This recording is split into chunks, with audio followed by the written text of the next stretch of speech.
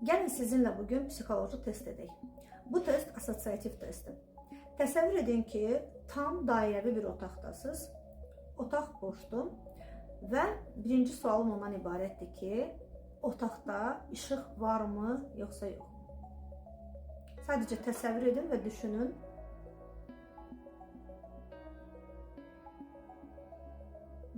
Təsəvvür edədinizsə, ikinci sualım ondan ibarətdir ki, otaqda bir qapı təsəvvür edin və qapı siz tərəfdən harda yerləşir?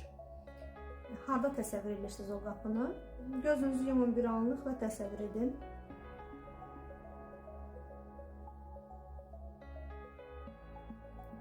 Üçüncü sualım ondan ibarətdir ki, təsəvvür edin ki, otaqda qəfil bir pəncərə yarandı və o pəncərə sizdən hansı tərəfdə yerləşir? Yenə də gözünüzü yumun, təsəvvür edin. 1, 3, 4, 5 saniyə. Təsəvvür elədinizsə, indi suallarınızın cavabları mən sizə təqdim edirəm.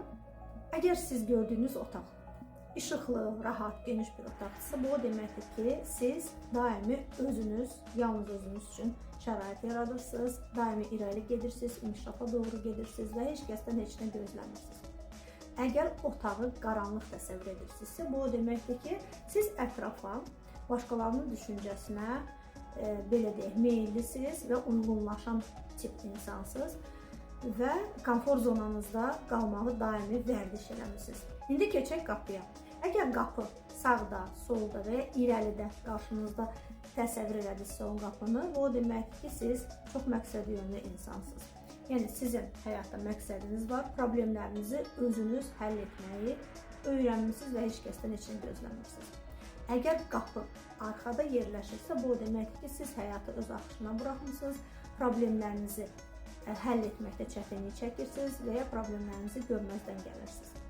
Və sonuncu sualımız pəncərə ilə bağlı idi. Əgər pəncərə arxada və ya soldadırsa, bu o deməkdir ki, siz dünyanı, həyatınızı başqalarının səhvlərini kəşf edərək dünyanı dərk edirsiniz və kəşf edirsiniz.